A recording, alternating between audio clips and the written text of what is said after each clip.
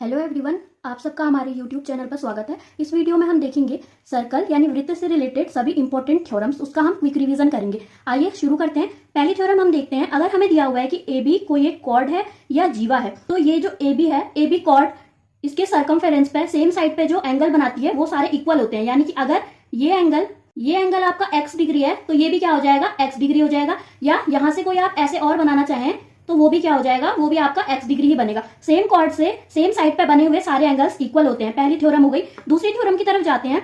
अगर हमें कोई कॉर्ड दी हुई है ए बी और सी इसके सर्कमफेरेंस पे कोई भी एक पॉइंट है, तो ये जो ए बी कॉर्ड या जीवा है, इसके सर्कमफेरेंस पे जो एंगल बनाती है वो हमेशा क्या होता है, इसी कॉर्ड द्वारा इसके सेंटर पे बने एंगल का हाफ होता है। यानी हम ये भी कह सकते हैं कि ये जो एंगल है वो इस एंगल का डबल होता है। यानी ए सी बी अगर x है तो ए ओ बी की वैल्यू क्या हो जाती है, 2x हो जाती है। आइए तीसरी थ्योरम देखते हैं। तीसरी थ्योरम क्या कहती है, अगर ए बी हमारा वृत्त का क्या है, डायमीटर है या व्यास है। डायमीटर या व्यास क्या होता है, हमारे किसी भी सर्कल का सबसे लंबी कॉर्ड अगर आपसे एग्जाम में पूछे तो वो डायमीटर या व्यास ही होता है। तो इस डायमीटर से इसके सर्कमफेरेंस पे बना एंगल हमेशा क्या होता है, 90 डिग्री होता है। या आप ये भी कह सकते हैं कि सेमी सर्कल या अर्धवृत्त पे बना कोण हमेशा क्या होता है, 90 डिग्री होता है। अब हम चौथी थ्योरम देखते हैं। चौथी थ्योरम क्या कहती है, अगर हमें कोई ऐसे क्वाड्रिलेटरल, साइक्लिक क्वाड्रिलेटरल या फिर हमें दिया हुआ चक्रीय चतुर्भुज, तो हम सब जानते हैं कि साइक्लिक क्वाड्रिलेटरल में सामने के एंगल जो होते हैं इनका सम क्या होता है, 180 डिग्री होता है। यानी कि अगर ये एंगल x है तो ये क्या हो जाता है, ये हो जाता है 180 माइनस x हो जाता है।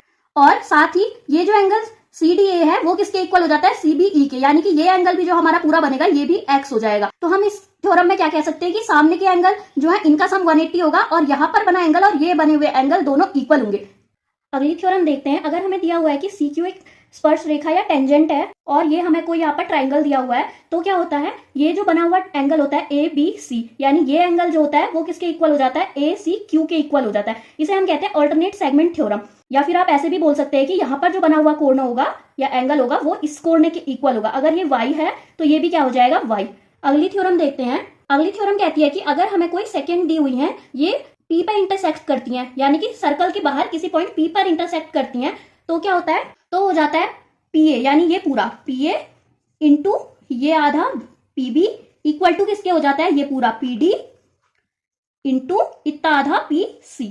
तो मैंने क्या बोला, अगर कोई सेकेंड है वो P पर इंटरसेक्ट कर रही है बाहर, तो क्या हो जाएगा, PA into PB equal to PD into PC। अगला देखते हैं थ्योरम, सॉरी ये O नहीं होगा। इस थ्योरम में हम क्या देखते हैं, अगर कोई PT है एक स्पर्श रेखा या टेंजेंट और ये क्या है, PAB एक सेकेंड है, यानी कि PT एक स्पर्श रेखा और PAB एक छेदक रेखा है।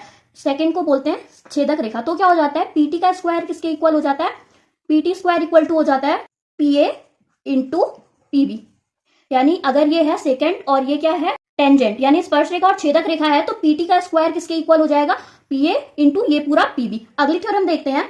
अगली थ्योरम में हमें बोल रहा है कि AB और CD दो कॉर्ड हैं, वो किसी भी पॉइंट P पे इंटरसेक्ट कर रही हैं, तो क्या हो जाता है, AP into PB equal to किसके हो जाता है, PC इंटू PD। यानी कि ये इंटू ये इक्वल टू हो जाता है ये इंटू ये। आई होप आपकी समझ में ये सारी थ्योरम्स आ गई होंगी। ऐसी और वीडियोस के लिए हमें फॉलो कीजिए। Thank you.